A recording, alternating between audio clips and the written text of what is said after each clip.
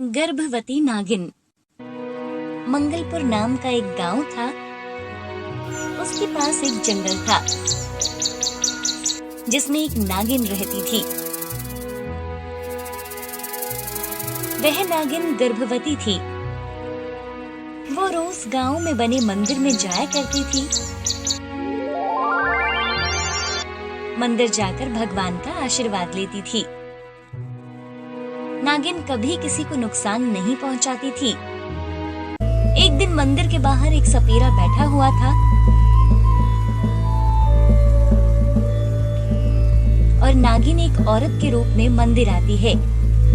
सपेरा जैसे ही बीन बजाता है तभी नागिन अपने असली रूप में आ जाती है।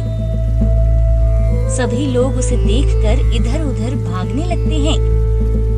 सपेरा जब उसे देखता है तो उसे अपनी बीन बजाकर उसे कैद कर लेता है।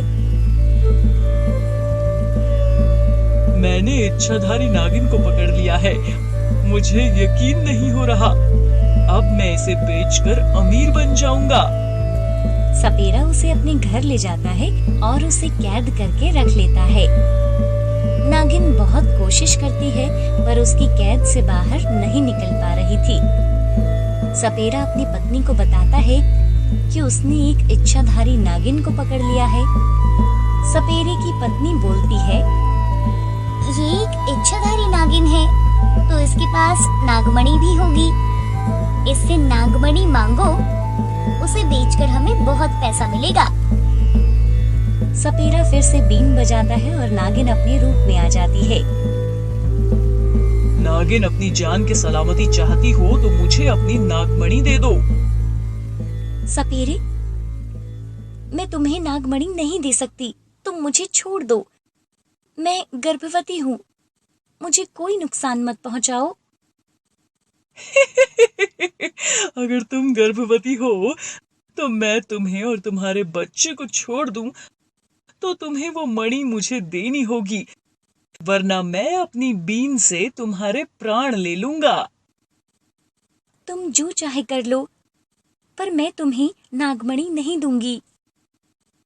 और फिर वो नागिन सांप के रूप में परिवर्तित हो जाती है।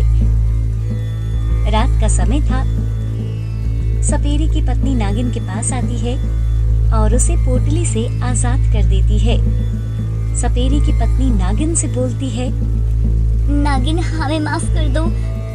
हमें नहीं पता था कि तुम गर्भवती हो।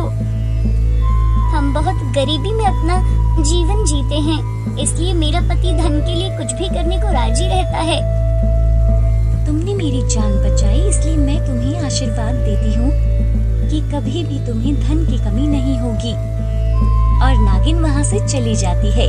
सुबह होने पर जब सपेरा देखता है कि नागिन वहाँ से भाग चुकी है तो वो बहुत तिलमिला उठता है। सपेरे की बीवी उसे रात की पूरी बात बताती है। नहीं, मुझे उसकी बात पर यकीन नहीं है। मैं जा रहा हूँ उसको फिर से पकड़ने के लिए। सपेरा नागिन को ढूंढने के लिए जंगल में चला जाता है और अपनी बीन बजाने लगता है। उसकी बीन की आवाज सुन के नागिन उसके सामने आ जाती है। सपेरे, यहाँ से चला जा। मैं नहीं चाहती कि तुम्हारी जान लूं, क्योंकि तुम्हारी पत्नी ने मेरी और मेरे बच्चे की जान बचाई है। तुम मुझे वो मणि दे दो तो मैं यहाँ से चला जाऊंगा। चले जाओ यहाँ से। कहीं मणि के लिए तुम अपने प्राण न गवा दो। नागिन को पकड़ने के लिए सपेरा अपनी बीन बजाने लगता है, पर उसकी बीन सुन के नागिन और क्रोध में आ जाती है और अपनी शक्तियों से उसकी बीन को तोड़ देती है। बीन टूट जाने से सपेरा घबरा जाता है। मुझे माफ कर दो, मैं लालच में अंधा हो गया था। चला जा यहाँ से और कभी यहाँ मुड़ के वापस मत आना। मैंने तो तुम्हें छोड़ दिया, लेकिन मेरा बच्चा तुम्हें नहीं छोड़ेगा। सपेरा वहाँ से भाग जाता है और कुछ समय बाद नागिन अपने बच्चे को जन्म दे देती है।